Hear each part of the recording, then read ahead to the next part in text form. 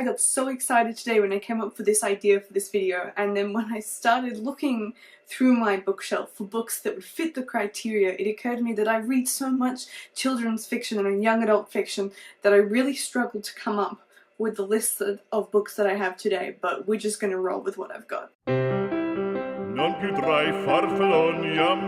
Hi guys, my name is Kirsty and welcome to Upside Down Books. Today I'm going to be talking about cool jobs in books that I've read. I feel like I made that sound really anticlimactic. But this week is International Week of Happiness at Work, which is a really weird fact I found out, and so I decided that that was a great idea to put together a list of books where the characters in them did some really cool jobs. Now, most of the books that I have for you today are not non-fiction, but more of the realistic type, so maybe a bit of historical fiction and just general fiction, but I have thrown in a few fantasies as well, just because I couldn't help myself. I have just over about 10 books on this list, so we're just going to whiz through them and talk about why I thought that those jobs that the characters were doing were cool. Now, first up on my list here, I have David Attenborough's memoirs. So I lied, there was one non-fiction on this list, but I did really want to talk about it because I recently finished listening to the audiobook version of Life on Air, which is not this memoir here, but I do own this one, and I wanted to hold up a real book. And I just thought that he was worthy of making the list. David Attenborough is a naturalist and works with the BBC and by himself to produce cool programs and documentaries about the world. And I think it has to be one of the coolest jobs out there. I would love to be David Attenborough. I would love to have the get up and go motivation to become a naturalist. Like, that's such a cool idea. So he just had to be on the list. Because I also want to say, if you haven't read his memoirs and you're familiar with David Attenborough, then you're missing out. Do yourself a favour and go and get the audiobook of Life on Air, which is his overarching memoir. This one is very specific to a point in time in his life, whereas Life on Air kind of covers beginning to now and is really entertaining with the way he wrote it. It's got lots of funny anecdotes in it, and he's actually such a great narrator. Obviously he's a great narrator, that was a moot point. Highly recommend reading that one. Gotta be one of the most inspiring people on the planet. Coming up at number 2 on the list, not that these are ordered in any particular way, is Mimas by Lily Thal. Now, this book I had many mixed feelings over because it took me such a long time to get through the story, but this is a fantasy children's fiction, not quite young adult, or maybe sort of, it's middle grade. And it follows a prince who is tricked into coming to an enemy kingdom, and on the pretense that they were going to sign a peace treaty, and instead they capture him and turn him into a mime or a court jester, essentially. And I just wanted to put this on the list because I do not know of any other books out there where the main character is a jester, and whilst this isn't a job that I would ever want and he's treated really badly in it, I do think it's really funny to have a whole book about a prince learning to become a fool. The next book that I wanted to talk about, I don't own a copy anymore because I did really enjoy the story overall and I donated it, but that is Eleanor's Secret by Caroline Beecham.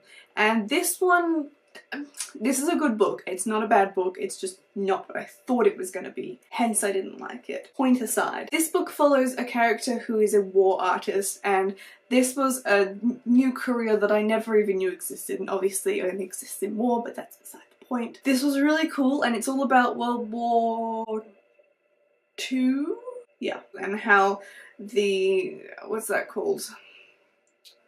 Committee. It's all about how, like, the artists committee or some committee somewhere organised to create funds so that they would send artists, contemporary artists, out onto the fields with the soldiers to record a visual record of what was actually happening. And it was a really clever way of keeping that generation of artists in a job, or at least keeping some of them in a job, because art is not really a priority during these times. But I thought that was really cool and unique. I've never heard about it before, I've never read about it before, but it was certainly a little niche niche. It was a nice niche of job to learn about all these people creating these artwork, not just because that was what they had in front of them to draw, but for the actual purpose of recording a visual history. Jumping back into the fantasy spectrum of things, I have Ranger's Apprentice, because of course this had to be on the list. I'm just slowly becoming more and more in love with this series, because I'm getting more and more towards the end of it and I really don't want it to end. If I could be anything in the world, I would love to be a ranger. I've always thought it was really cool what they do, how they have their own little horses that they can communicate with. I wish I had Tug, and I loved it's just such good fun. It's such a boyish fun adventure book, and if you haven't read Ranger's Apprentice, then you're literally missing out on a huge chunk of fun, and I highly recommend picking it up. But this is, yeah, a ranger is gotta be like numero uno on my list of fantasy jobs I wish I could have. The next book that I want to talk about is Codename Verity by Elizabeth Vine. I loved this book. This book, it deserves all of the sort of praise that it gets, even though not a lot of people are talking about it at the moment. This is a World War II historical fiction book about two girls, one is a spy and one is a pilot, and it's the main character whom I love and wanted to talk about today as the pilot. I don't know why I think of this as a particularly cool career, and I think it's more very specific to the story because plenty of women are pilots now, but because she was a war pilot and it just was not the done thing to have a female pilot, and all of the tasks that she got done and being all in with the lads and everything. I really loved the camaraderie that we get in this book, and I just thought it was really inspiring. I feel like a lot of the story in this book pushes boundaries of what women could and could not do, and I loved it for that fact. So I have to say, Maddie, who is the pilot, has to be one of the most inspiring female characters I've read. Like, if I ever make a list, and I should probably do this, of all the female characters that I find really inspiring, she would definitely be on there. Now, whilst being a ranger would be #1 on my list of fantasy jobs I'd love to have, I cannot deny, nor could I resist putting this on this list, that I would love to be a Defense Against the Dark Arts teacher. A lot. I absolutely love Lupin, and I think just all the different changes and things that we get to see in the whole Harry Potter series with Defense Against the Dark Arts. If I was at Hogwarts, I'd like to think that that would be my top subjects that I would do because I find it really interesting and I would love to fight off the bad guys. Maybe I should become, oh, what are they called? An aura. Yes, this is a great idea. I'd love to be an aura. Okay, #2 on my list because it's slightly too dangerous for me to maybe honestly consider it. Of fantasy jobs I'd like to have would be an aura. The next book I want to talk about is also an historical fiction, and that is The Light Between Oceans by M.L. Stedman. This is a fantastic book. Not enough people have read it. The movie is also great. I think it does a really good job of being honest to the book, so highly recommend both, just saying. But the main character in this one is a lighthouse keeper, and I don't know what it is about lighthouse keepers, but I romanticize that job so much. I think it's because when I was in like kindergarten, we did a story about a lighthouse keeper. It was based on a book and I don't know what that book was, but we made like a little lighthouse inside the classroom. It was the one about the I think it was the wife, and there's like a line of wire or a rope that goes between the lighthouse and the shore, and she kind of winds over a basket to send his lunch to him. Anyway, I feel like that's where that passion is inspired from. If anyone can remember what that book is called, please tell me down in the comments below. But I think this is a seriously cool job that could have so many other books that are written about it because, well, I mean, think of all the weird stuff that could happen on a lighthouse island.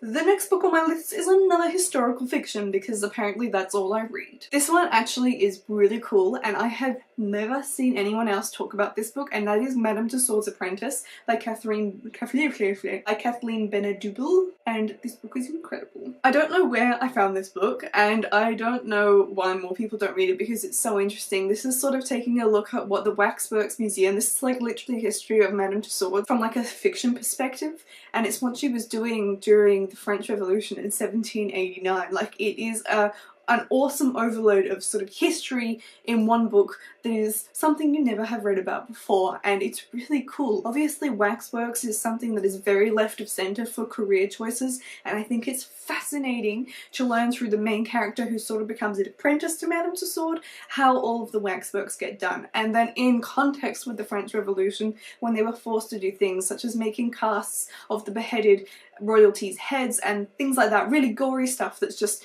kind of really tickling your medieval fancies. The next book I want to talk about, I just had to put on this list because it is just so cool, and that is The Martian by Andy Weir. I don't know whether I am in love with the idea of being an astronaut or if I just really like Mark Watney's character, and I think it's the latter because space is really scary and big. There's a little fly flying around, it's really annoying. This story is just really cool, and I think what I really admire about this particular job is A, it's not commonplace, B, these people are so smart, and C, the calculations that Mark Watney goes through to survive his little ordeal whilst he's stuck on Mars is incredible. And if you haven't read this book yet, please do, because there is a reason that it went through such an enormous Mount Everest of hype. It is such an addictive and hilarious read. The next book I want to talk about I do not own a physical copy of. It is an ebook that I have, and it is The Wolf Wilder by by Catherine Rundell. She just speaks to the inner child in me, and her writing is beautiful and just, oh, it's just so appealing. You need to pick up a Catherine Rundell book. I've read this one and I've read Cartwheeling and Thunderstorms, which is a fabulous name for a book, but this one in particular is just magical without actually being magical. I don't know if this is classified as fantasy. I think it is. It's set in Russia though, so that's a good selling point. This book is set during the time in Russia where so many of like the aristocracy had wolves as pets, who they then didn't want because they're wild animals and they might bite them, so they want to get rid of them and they get sent to the wolf wilders. I can't remember for the life of me if this is actually real, but a small part of my brain is saying I think in the afterword there is something about the fact that wolf wilders did exist, because their job was like, I guess, a zoo ready to release animals, was to rewild rather than tame the wolves so that they could go back out into the wild, hunt for themselves, defend themselves and all sorts of things. And it's sort of just like this epic dog story, as the girl in it, the daughter of the wolf wilder, has a great little friendship and relationship with all of the wolves, and there's obviously like another plotline to the whole thing, but it's just such a cool concept. I love it. I want to hear more about these wolf wilders. But the last book that I have on my list for today is People of the Book by Geraldine Brooks, and this was actually the first book that came to mind when I thought of this topic to talk about. This book, I could sing its praises all day and I do not ever talk about it enough. This book features an Australian rare book expert. I wish I could be a rare book expert. Doesn't that sound magnificent? It is an incredible story. It is a book for book people. It is about the rare book expert being given like this X many thousand-year-old Jewish book. I don't know if I think it was a religious book as well. Not sure. And she was to analyse where it's been, because it's been missing for 2,000 years. I think that's what it was. I can remember this. And the way that this book is told is incredible, because there are about 5 different sections that I can recall. And when she is going through the book that she has on her table, she finds the membrane of a butterfly wing, she finds some salt, she finds some blood, and we take a whole section of the book that she doesn't get to know about but we as readers do, to find out how those items ended up in the book and sort of fill in the missing 2,000 years of history. And that's basically what her job is supposed to be, is find out where it's been. This is an incredible book and I highly recommend reading it. I wish I was a rare book expert. It just sounds like such a interesting job. Okay, but that is all I have for you today, so I hope you enjoyed exploring some careers and jobs in books that I find really fascinating, interesting, and some of which I would love to do. If you have read any of these, or if you have any other jobs that you can think of off the top of your head that you think are interesting and I haven't mentioned today, let me know down in the comments below, because I want to hear all about it. But other than that, I will see you in my next video. Goodbye!